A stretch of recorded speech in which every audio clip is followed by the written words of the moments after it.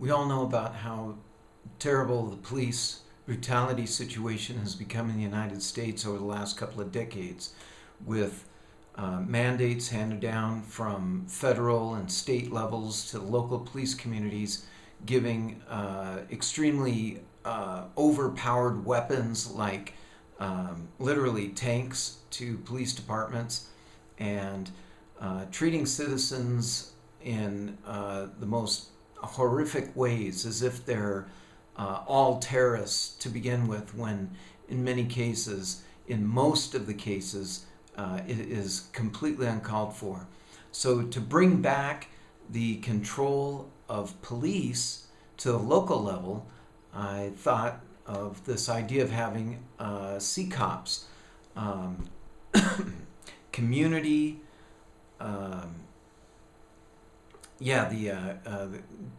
local citizen community oversight of the police. So what these will do is just bring the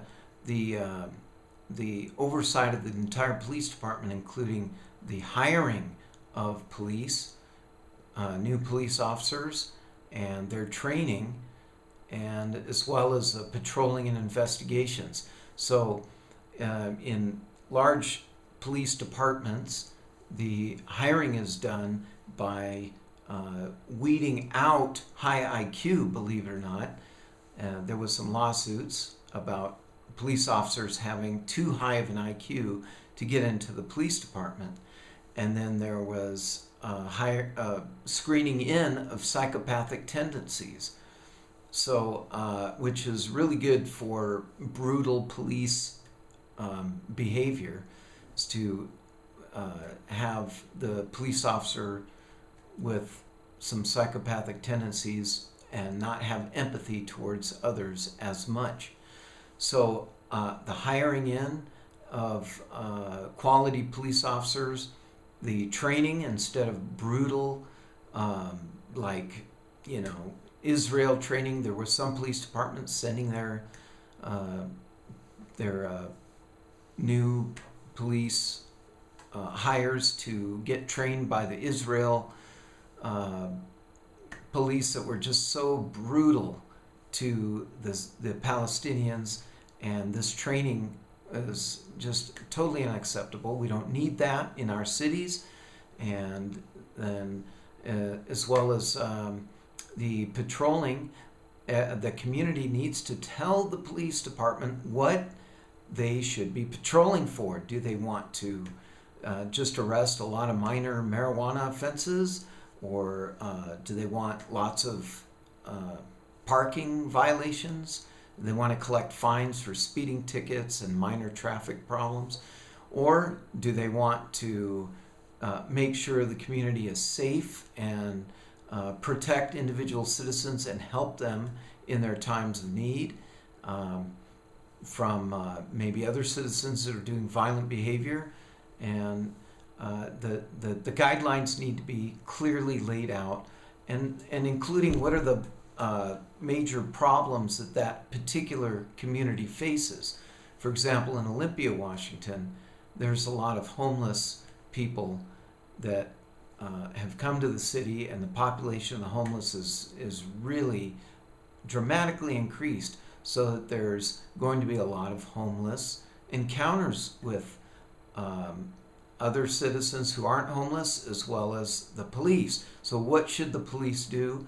This should be laid out, instead of just being brutal or give them, allow them to have drugs, and just, whatever the community wants, they should make it clear, so that this doesn't have a continually growing problem like there is on much of the West Coast now, from San Diego, San Francisco, Olympia, Tacoma, Seattle. They all have a big problem with the homeless. So all of these things can be taken care of by a community oversight committee. So to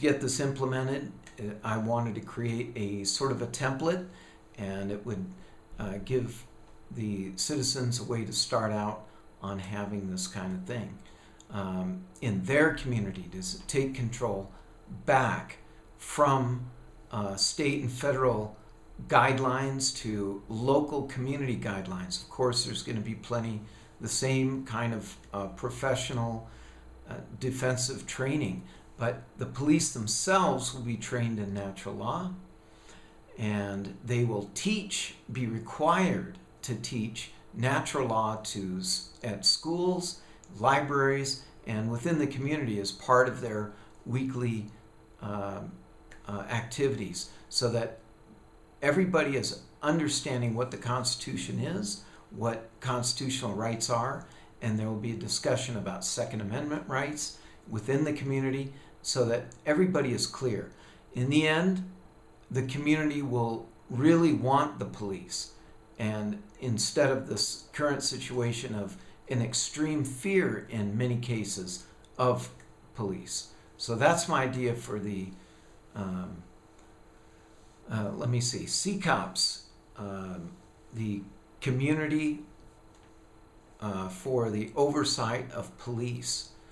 And I think it's a great idea, and your community should try it and take a look at this. See if you can implement this in your community, whether you're in a larger city like Oakland, California, or in a relatively smaller city like Olympia, Washington, or maybe even a small town of only 5,000 population. Even here in Vilcabamba, Ecuador, about 5,000, that there's still a problem with the police, that they don't seem to be doing what the community wants.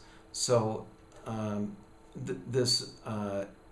the gringos have to get together along with other local Ecuadorians and explain to the police department what is acceptable and non-acceptable behavior. In our particular case, we have police not responding to threats of violence from other citizens to citizens. Somebody calls and says, there's a crazy guy and he's trying to kill me. The police may take 45 minutes or a couple of hours to get around to stopping by your place.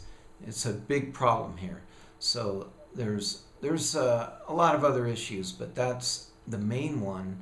And I think if the citizens here got together and stated their opinions, their desires of what they want the police department to do and what they don't want them to do, it would be a lot better place to live in. The police would be happier, the citizens would be happier, that's for sure.